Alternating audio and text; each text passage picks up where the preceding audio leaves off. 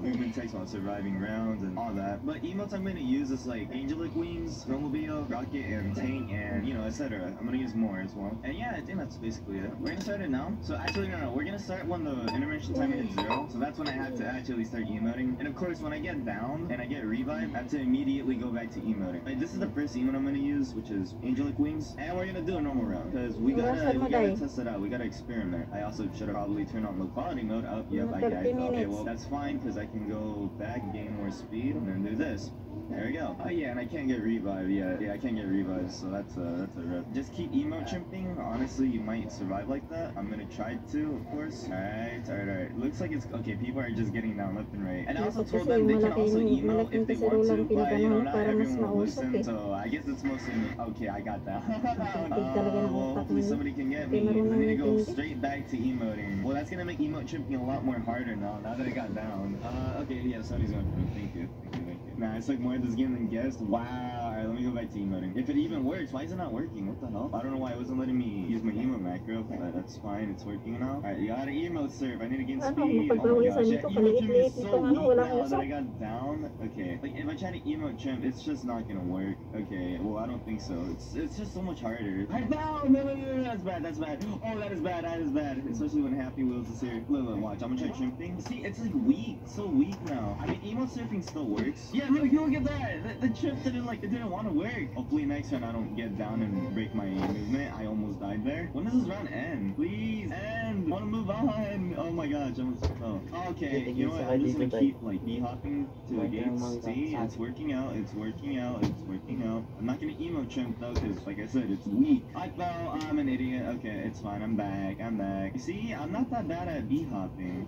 Okay, I almost died there though. Ooh, it's working. Let's go! I mean, I got that one. It's fine. I'm gonna move on to the next emote. The next emote I'm gonna use is... You know, I'll use Snowmobile. You know, we'll make this a little bit more interesting. Let's do Survive Bubba. Survive Bubba is personally one of my favorites. It's just a lot of fun, okay? And I think this emote sucks for chimping, but it is good for ground. So you can get a lot of speed with this. Maybe I should have used the rocket one, because the rocket one is pretty good at bouncing, but it's fine. And I'll use the rocket one like next.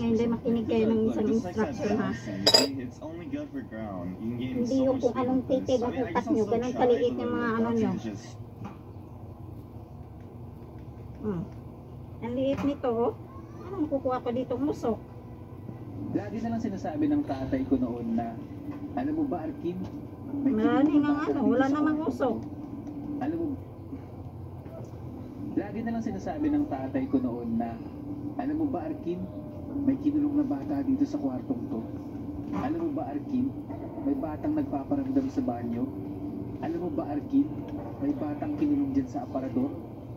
Lagi na lang bata. Wala bang kinulong na matanda? Gamitin niyo yung ulam doon sa rep para kakain na ako dito pagkatapos Kaya dito. pagpatay ko ng ilaw, parang may napansin akong nakatayo sa tapat ng hagdan. Wala kayo naririnig. Kita ko yung mga daliri niya sa paa. Sobrang dumi. Parang kulang na lang buon. Hindi ako makatingin sa mukha niya kasi hindi ko na rin magalaw yung katawan ko sa tao. Hoy, Arkin!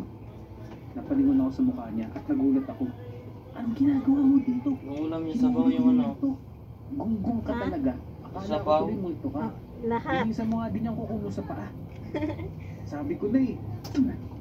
Lagi akong tumatakbo ng mabilis pag pinapatay ko yung ilaw. Yung karne, tanggalan mo Kapag yun ng stick. matutulog naman na kami ng tatay ko, ang hilig-hilig niyang manahon. Gisahin mo Ang yan malupit pa kunti. dito, O nakabukas yung huwag mo maliit na nang buti gisahin. sa gilid ng kwarto. Initin mo lang. Kaya medyo creepy yung datingan ng kwarto. Huwag mo nang lagyan ng mantika. Initin mo lang. Sa mga maligno, aswang, at kung ano-ano pang maimbento niya. At dahil nga mahilig gumawa ng kwento yung tatay ko, pati yung kapitbahay namin na Patayin niyo yung electric pan dyan. alam mo ba? Patayin niyo yung electric pan. Wala, hindi nakabukas. Siyempre, ako naman.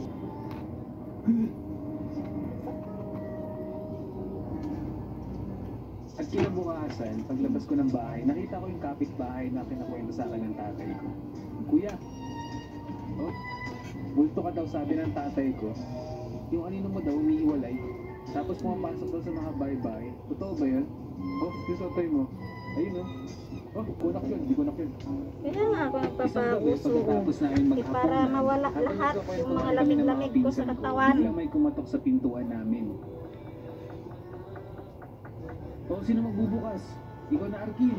Ayun nga, wala naman tao eh. Bakit ko bubuksan yan? Meron, may kumatok na eh. Meron ba? Wala mo nang narinig.